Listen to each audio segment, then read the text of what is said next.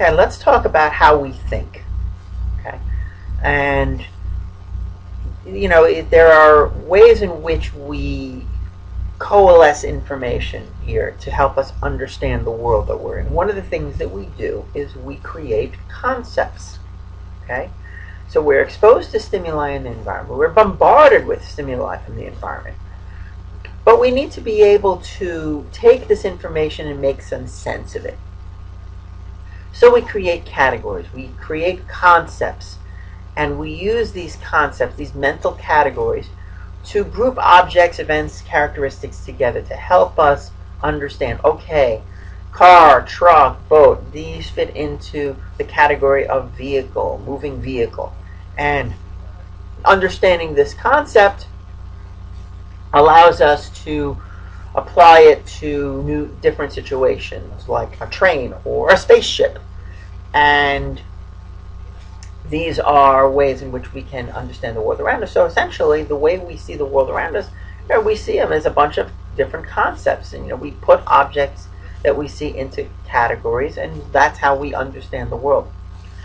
One way to see how we see things as concepts is called the prototype model, where we have when we are thinking about a concept, we compare it to a prototype, an ideal example of that concept. Now, for each person, the prototype might be different, but basically, these prototypes essentially come from the culture that you're raised in, the environment you grew up in.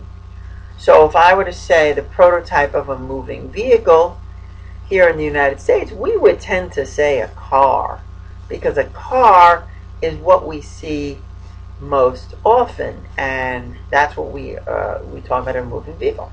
However, if you live on a Polynesian island, maybe your concept of moving vehicle is a boat, because that is what you see more often, and that's your prototype. So again, it's the ideal example, and we kind of fit things in, we compare things to a prototype. So when we have a prototype of a bird, we might be thinking of, let's say, a sparrow as a prototypical bird. But then again, you also have an ostrich, which is a bird. You have a penguin, which is a bird. And these birds are quite different. They fit into the concept of a bird, but they certainly are not what we would consider to be prototypes. Unless, of course, you spend a lot of time around ostriches or you spend a lot of time around penguins.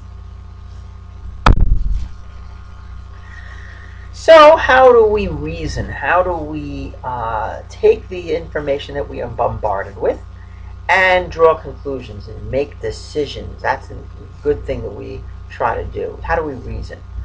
Well, we've talked about this before. We have inductive reasoning and deductive reasoning. With inductive reasoning, it's bottom up. We are starting with specific pieces of information that we are exposed to. So specific data from the environment. And we take this data, we put it together, and build a general idea of what it all means. So with inductive reasoning, we are drawing conclusions from the data that we are exposed to, from the data that we see. Make sense? Deductive reasoning is the opposite process. It's driven by logic. You basically have some ideas about how the world works, some ideas about how people behave, some ideas about something. And you start with the idea. It's top down. You're starting with a concept that you might have. You're starting with a general idea, and from this general idea, you're going to be making decisions, making predictions about what happens in a specific thing. So you start with a theory, and you develop and then use this theory to try to explain real life events. And you can see that the process of research in psychology, as well as the other sciences, uses both inductive and deductive reasoning. We are looking at the data that exists from the research results, from the past research, and from what we see in observation day to day, and from there we can develop theories. We also have these theories, and we want to put these theories to the test.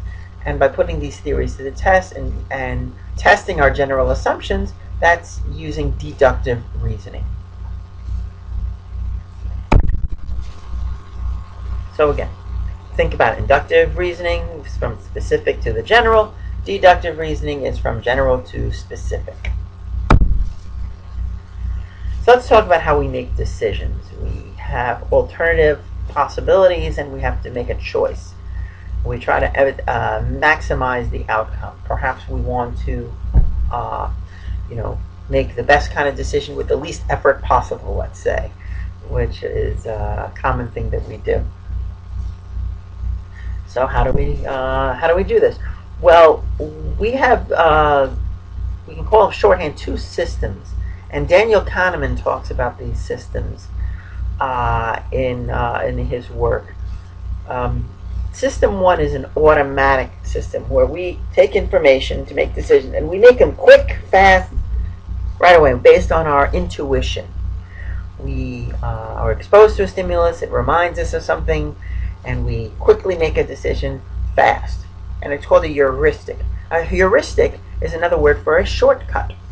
System one is automatic, it's fast, and it's out of our direct control. In other words, when we respond automatically, we are processing this information automatically, we may be able to control the behaviors that we actually follow, the decisions we actually make, but we receive this information from our automatic responses. We automatically perceive stuff, and we're automatically doing it, and it's kind of like as a heuristic, fast heuristic.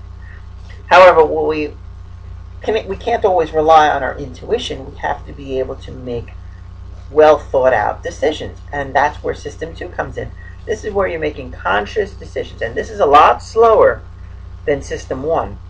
It's effortful. You're trying to make a good decision. You're weighing the options.